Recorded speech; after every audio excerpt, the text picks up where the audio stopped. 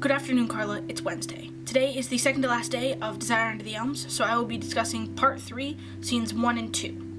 So, in Scene 1, it is a year later than when you left off. It is late spring, and it's night, and there's this huge party going on in the downstairs portion of this house. So, Ephraim is down there, and he's dancing wildly with a bunch of the townspeople, and Abby is sitting in the corner, and she's looking really frail and really fragile. So Eben is upstairs, and he is really by himself. We also see a crib in Ephraim and Abby's room, which is going to imply that they have had a child. Abby is looking really frail, and I think that is because she has been fighting this whole time to have something that's her own, and now she has actually gone through the effort of having something that's her own and caring for something that's her own and really working for it. So now she sees what a physical toll it takes to have something of your own, just as Eben's mother had the physical signs of working for something that was her own. So there's a lot of whispering in the crowd that is there, and everyone except Ephraim kind of knows that Eben's the father. So Ephraim is the only one who doesn't really know that his son isn't actually his son. So Eben goes to look at the child and to really see that he has made something of his own. Like, that child is his, and he finally has something that's his own, and he looks proud at the child, and as if her spidey senses are tingling, Abby goes upstairs and goes and sees Eben, and they talk, and Eben really shows his dislike that Ephraim gets to claim this child as his, even though it's Eben's. So Eben has realized that he's been letting Ephraim claim what's Eben's as Ephraim's, and he just doesn't want to do it anymore, and he really feels that this child is the last straw. He doesn't want Ephraim to claim something that's really his, that's really Eben's.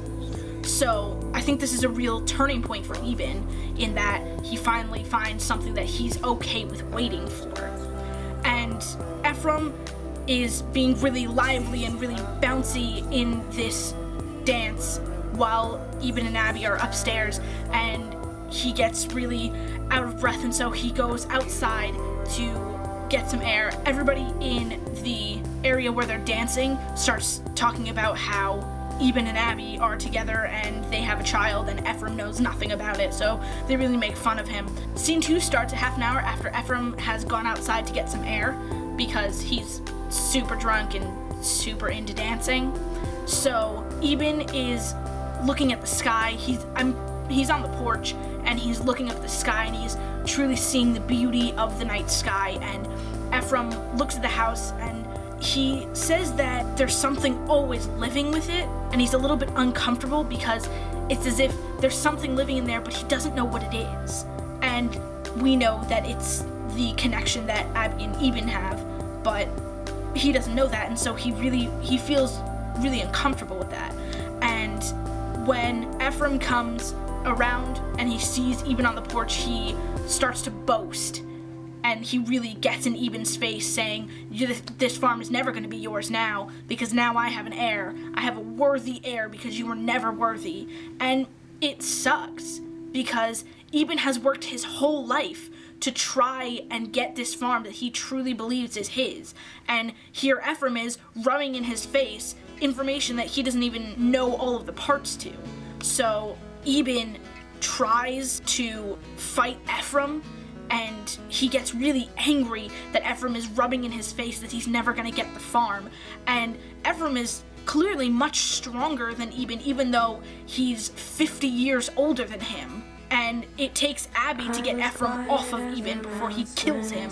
And while they're fighting, Ephraim tells Eben that Abby has manipulated Ephraim into cutting Eben off.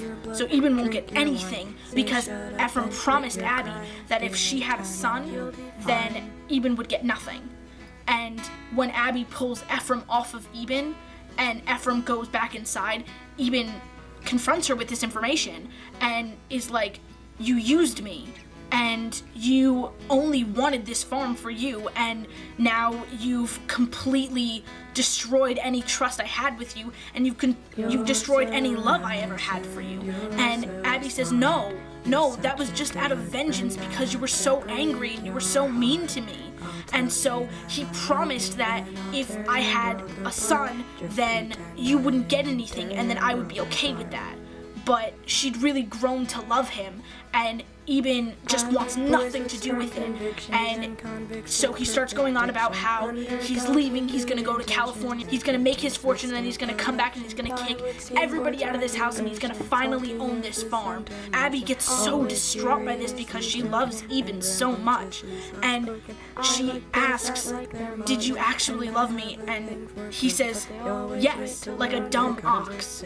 So he did love her, and she sees that she really has ruined this, and she's like, please don't leave. And then Eben goes on his wild rant about how he wishes the child never existed. Everything would be so much better if the child was dead. And Abby was like, no, please stay. And Eben says, there's nothing you can do to make me stay. And Abby's like, if I made it like before, if I made it before the child came, would you stay? And Eben says, probably not, but you can try.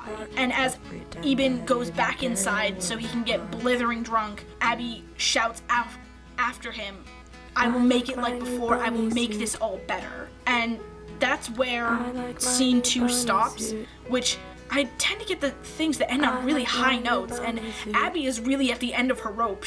When we saw her in the first scene, she was really frail and fragile and looked tired and overworked, and now she's really agitated because she is now losing the love of her life, and she's losing everything she stayed on the farm for.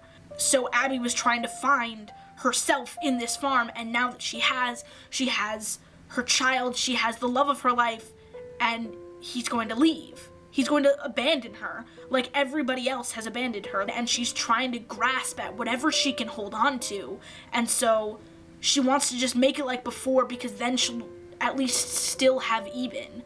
And this is where we really get one of the highest points of Abby, and it's really her desperation to have something. And this is very unlike where we saw her at the end of part 1, where she was just desperate to have anything. Now she's desperate to have a specific thing, and she really wants that love. Because Eben is leaving, she's going to have nothing, and she's going to have exactly what she had when she was working in other people's houses. She has nothing to claim. So I'm excited to hear your analysis of the end of it and see what you thought about it. Carla, I'll see you tomorrow.